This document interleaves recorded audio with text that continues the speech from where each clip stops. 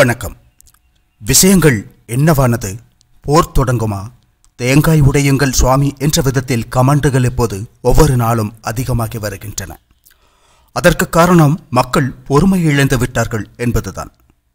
நமது நாடு எதிர்கொண்ட தாக்குதலுக்கு பதிலடி கொடுக்காமல் அல்லது அவர்களுக்கு ஒரு பாடம் கற்பிக்காமல் நமக்கு சமாதானம் இருக்காது என்பது ஒரு உண்மைதான்.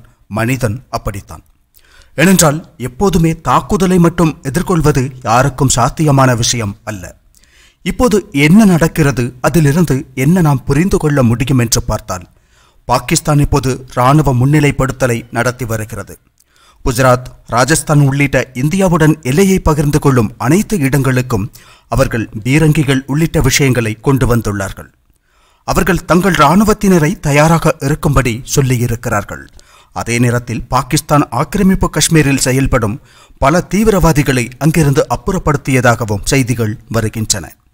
பாகிஸ்தான் ஆக்கிரமிப்பு காஷ்மீரில் ஏதேனும் காரணத்தால் உணவு பற்றாக்குறை ஏற்பட்டால் அதை சமாளிப்பதற்காக உணவுப் பொருட்களை சேகரிக்கவும் தயாரெடுப்புகள் நடந்து வருகின்றன.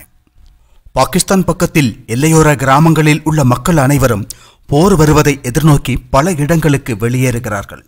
போர் ஏற்பட்டால் உணவுப் பொருட்களின் விலை உயரும் என்பதால் மக்கள் அதிக அளவு உணவுப் பொருட்களை வாங்கி சேமிக்கிறார்கள். அப்படி பலவிதமான தயாரெடுப்புகள் பாகிஸ்தான் பக்கத்தில் காணப்படுகிறது. அவர்கள் இந்தியாவின் தாக்குதலை எதிர்பார்க்கிறார்கள் என்பதை அதிலிருந்தே நாம் புரிந்து கொள்ள முடியும். அதுபோலவே இந்தியா பல்வேறு தயாரெடுப்புகளை நடத்தி வருவதையும் காண முடியும்.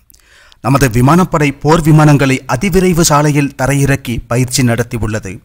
புல்வாமா தாக்குதலுக்கு பிறகு இந்தியா பதிலடி கொடுத்த சர்ஜிக்கல் ஸ்ட்ரைக் நேரத்தில் கூட இந்த அளவு தயாரெடுப்புகள் இந்தியாவின் பாகத்தில் காணப்படவில்லை. இப்போது நமது கடற்படை பலமுறை ஒத்திகைகளை நடத்தியுள்ளது. அவர்கள் தயாராக உள்ளனர் என்று பல போஸ்டுகள் இடப்பட்டுள்ளன. அதன் வீடியோக்களும் வந்துள்ளன. விமானப்படை அதேபோல் பல பயிற்சி பறத்தல்களையும் தயாரெடுப்புகளையும் நடத்துகிறது. இராணுவம் பல்வேறு விதமான தயாரெடுப்புகளை நடத்தி வருகிறது. எனவே வெறுமொரு துல்லிய தாக்குதல் மட்டும் நடத்துவதல்ல இந்தியாவின் திட்டம் என்பது இந்த கட்டத்தில் நமக்கு தெளிவாகிறது. காரணம், அதற்கும் மேலேதான் இந்தியாவின் திட்டங்கள் என்று புரிந்து கொள்ள வேண்டும். ஒரு முழு அளவிலான போர் நடக்குமா என்பது இப்போதும் தெளிவாக தெரியவில்லை. ஆனால் ஒரு யுத்தத்திற்கு முன்னோடியாக ஒரு நாட்டின் கடற்படை, விமானப்படை, தரைப்படை எல்லாம் எடுக்கும் பொதுவான தயாரெடுப்புகள் இங்கும் நடக்கின்றன. நமது எல்லையோர கிராமங்களில் உள்ள மக்களும் நிறைய பேர் அவர்களின் மற்ற இடங்களுக்கு சென்றதாக செய்திகள் வருகின்றன. நிறைய பேர் பதுங்கு குழிகளை கட்டியுள்ளார்கள். அதில் பாதுகாப்பான இடத்தை கண்டுபிடிக்க அவர்கள் முடிவு செய்துள்ளார்கள். அவ்வாறு நாம் நமது எல்லையில் உள்ள கிராமங்களையும் மக்களையும் பாதுகாத்து வைக்கிறோம். உலகின் பல்வேறு நாடுகள் இந்த விஷயத்தில் ஈடுபாடுகளை வெளிப்படுத்துகின்றன.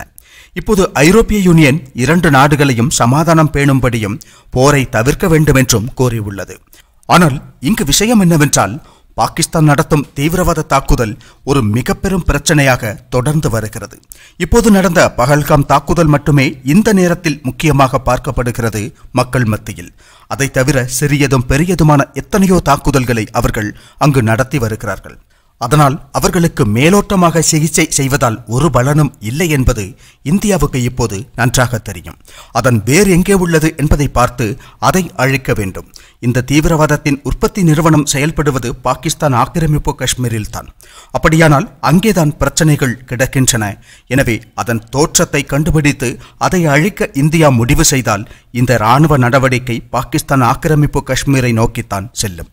ஒருவேளை கொடூரமான அந்த தாக்குதல் அனைத்திற்கும் பின்னால் உள்ள மூளை மையமான ஹபீஸ் சையத்தை அழிப்பது திட்டமாக இருக்கலாம். அதற்கான திட்டங்களை ஒருவேளை இந்தியா வகுத்து கொண்டிருக்கலாம். அல்லது பாகிஸ்தான் ஆக்கிரமிப்பு காஷ்மீரில் ஒரு குறிப்பிட்ட காலத்திற்கான இராணுவ நடவடிக்கையை இந்தியா திட்டமிடுகிறதா என்றும் கருத முடியும். புல்வாமா தாக்குதலுக்கு பிறகு 12 நாட்கள் கழித்துதான் நாம் பாலக்கோட் தாக்குதலை நடத்தினோம். புல்வாமாவில் பிப்ரவரி 14 அன்று தாக்குதல் நடந்தது. அதற்கான இந்தியாவின் பதிலடி பிப்ரவரி 26 அன்று நடந்தது. அதனால் நாம் பதிலடி கொடுக்கும் போது அதற்கு முன்பு நமது நாடு நிறைய தயாரெடுப்புகளை செய்ய வேண்டும். குறிப்பாக இந்தியா போன்ற ஒரு பெரிய நாட்டிற்கு நாம் அடிக்கப் போவதும் ஒரு அணுசக்தி நாடு, ஆனால் ஒரு பொறுப்பான நாடு அல்ல பாகிஸ்தான். பாகிஸ்தான் மிகவும் குழப்பமான அரசாங்கம் நடைபெறும் ஒரு நாடு என்பது உலகம் அறிந்த விஷயமாகும். அவர்களும் பொறுப்புடன் நடந்து கொண்டால் பிரச்சனை இல்லை. ஆனால் பாகிஸ்தான் ஒரு பொது அறிவு அல்லது நல்லுணர்வு இல்லாத மனிதர்களின் நாடாகும். அதனால் அவர்கள் விஷயத்தில் நாம் மிகவும் கவனமாகத்தான் செயல்பட வேண்டும். இந்தியா கொடுக்கும் பதிலடி எவ்வளவு வலிமையானதாக இருக்கிறதோ அந்த அளவுக்கு நேரம் எடுக்கும். அதாவது இந்தியா பாகிஸ்தான் ஆக்கிரமிப்பு காஷ்மீரில் ஒரு மிக வலுவான நடவடிக்கைக்கு தயாராகிறது என்றால் அதற்கு நிச்சயம் அதிக நேரம் தேவைப்படும். இந்தியா ஒரு சர்ஜிக்கல் ஸ்ட்ரைக் திட்டமிட்டிருந்தால் ஒருவேளை சற்று முன்னதாகவே அதை செய்ய முடியும். ஆனால் இந்தியா ஹபீஸ் சையத் போன்ற ஒரு தீவிரவாதியை அழிக்கவோ அல்லது உயிரோடு பிடிக்கவோ ஏதேனும் திட்டங்களை கொண்டிருந்தால் அதற்கும் துல்லியமான தயாரெடுப்புகள் தேவை. இதோடு நாம் கவனிக்க வேண்டியது எதிர்ப்பக்கம் எப்படி தயாராகிறது என்பதும் இந்தியாவுக்கு தெரிய வேண்டும். அவர்களிடம் என்ன உள்ளது, அவர்கள் எப்படி தயாராகிறார்கள் என்று பல விஷயங்களை சிந்தித்த பிறகுதான் போர் போன்ற விஷயங்கள் நடக்கும். பாதுகாப்பு வல்லுநர்கள் பலரும் அதே கருத்தை தான் முன்வைக்கிறார்கள். இங்கு பொதுமக்களின் பார்வையில் அல்ல இராணுவம் எந்த ஒரு விஷயத்தையும் பார்ப்பது. நமது சிப்பாய்கள் இந்த விஷயத்தை நாம் நினைப்பதை விட வேறு விதமாக பார்ப்பார்கள். நமது வேலை உணர்ச்சி வசப்படுவது மட்டுமேயாக உள்ளது. பொதுமக்கள் சாதாரணமாக உணர்ச்சி வச வசனங்கள் பேசுவது மிகவும் சுலபம்தான். ஆனால் களத்தில் இறங்கி ஆடுபவர்கள் பல விஷயங்களை பார்த்துத்தான் அவர்களால் எதையும் செய்ய முடியும்.